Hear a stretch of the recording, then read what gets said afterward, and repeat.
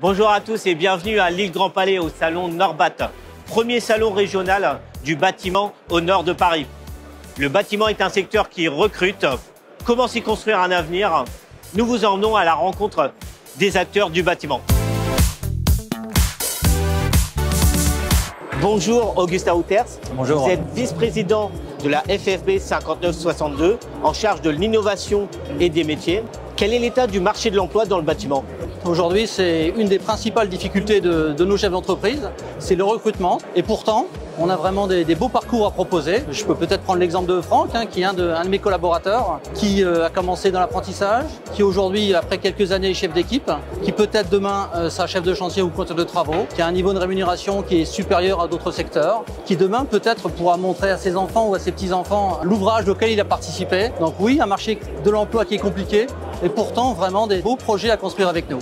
Comment expliquez-vous les difficultés de recrutement dans le secteur du bâtiment? Je pense que probablement qu'on a un déficit de notoriété encore aujourd'hui sur nos métiers. Donc il faut qu'on continue ce qu'on est en train de faire, c'est-à-dire ouvrir nos chantiers, présenter nos métiers au grand public. Nos métiers sont encore trop mal connus de nos futurs collaborateurs.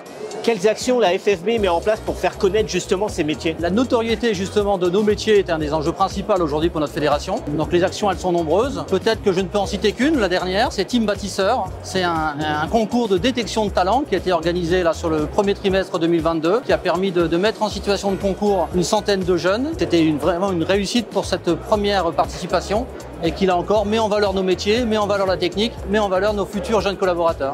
Team Bâtisseur, une épreuve des WorldSkills. Tout à fait. Bonjour Nicolas Dufour. Bonjour. Vous êtes secrétaire général de la CAPEB du Nord. En quelques mots, qu'est-ce que la CAPEB? La CAPEB est l'organisation professionnelle représentative des entreprises du bâtiment. La CAPEB dispense également un certain nombre de services dans leur quotidien pour leur permettre d'exercer leur activité en toute sérénité. Quelles actions entreprend la CAPEB pour la promotion des métiers du bâtiment? Au-delà des traditionnels guides de présentation des métiers, la CAPEB a fait intervenir un YouTuber pour réaliser 4 vidéos qui présentent les métiers du bâtiment dans une entreprise artisanale. Ces vidéos parleront à un public le plus jeune. On intervient également au sein des collèges pour présenter les métiers. Ce sont des jeunes retraités qui viennent présenter leur métier, transmettre leur savoir-faire et leur goût du métier auprès des collégiens. On travaille aussi sur la féminisation des métiers avec le dispositif Conjuguons les métiers du bâtiment féminin. Quel regard portez-vous sur la filière apprentissage? L'apprentissage dans le bâtiment est la filière par excellence. Elle permet aux jeunes de se former, d'avoir un diplôme, puis un emploi. 80% des jeunes à l'issue de leur contrat d'apprentissage ont un emploi. 90% d'entre eux se retrouvent en CDI au bout de 3 ans. Merci Nicolas Dufour. Merci. L'apprentissage est la voie royale pour intégrer le secteur du bâtiment. Alexandra et Yann l'ont bien compris. Ils sont apprentis au BTP CFA et travaillent chez Crouzet Agencement à Roubaix. J'ai choisi les métiers du bâtiment car j'aime manipuler, j'ai toujours été un bricoleur de par mon grand-père, etc. Et pouvoir choisir de l'alternance, donc gagner de l'argent et en même temps pouvoir poursuivre les études, c'est 2 choses que je souhaitais. J'avais peur de ne pas trouver ma place en tant que fille dans un métier très masculin. Mais dans cette agence, on nous a très bien accueillis, on nous intègre et on nous donne notre place dans ce métier. Et c'est ça qui est formidable. J'imaginais qu'il y avait plus de contraintes au niveau du travail, que chacun avait un poste prédéfini et qu'on travaillait un petit peu tout seul. Au final, on travaille énormément en cohésion d'équipe, on doit beaucoup partager les informations. Après mon CAP, je souhaiterais faire un BP menuisier au CFA de Roubaix. Les suites pour moi, ce serait pourquoi pas après avoir une embauche, ensuite continuer des études dans la métallurgie et avoir plusieurs cordes à mon arc. Pour tous ceux et celles qui souhaitent s'orienter et intégrer en fait un métier du monde du bâtiment, je dirais juste allez-y, n'hésitez pas, n'ayez pas peur. Je conseillerais tout d'abord d'aller voir les entreprises, s'imaginer un petit peu, s'apercevoir et se mettre en situation. Et par la suite se tourner vers les CFA qui vont nous aider à trouver des entreprises. Et l'alternance, c'est un bon moyen de continuer les études tout en travaillant et avoir une expérience professionnelle. Laurent Parra, bonjour. Bonjour Satish. Vous êtes le directeur général du BTP CFA Hauts-de-France.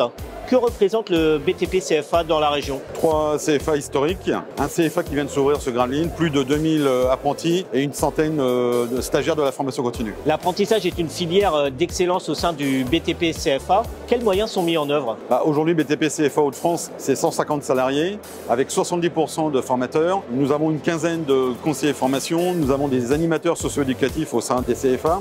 Et aujourd'hui, dans le cadre de la formation, nous mettons en œuvre toutes les dernières technologies qui nous permettent de former sur plus de 30 métiers du bâtiment. À quoi peut prétendre un jeune qui intègre le BTP CFA? D'avoir déjà une formation de qualité.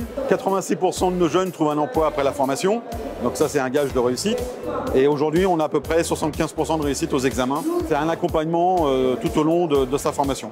Comment intégrer le BTP CFA? Alors de plusieurs manières, donc les mercredis d'apprentissage sur rendez-vous avec les conseillers formation, avec les journées portes ouvertes qui ont eu lieu en début du mois de mars, où là nous avons eu plus de 900 jeunes qui sont venus s'inscrire, et aussi sur le site internet btpcfahautefrance.fr. Merci Laurent Parra. Merci Satish. Vous l'aurez compris, le secteur du bâtiment offre de multiples opportunités en termes de salaire et de carrière. Merci à tous de nous avoir suivis et à très vite sur les antennes de BFM Grand Lille et BFM Grand Littoral.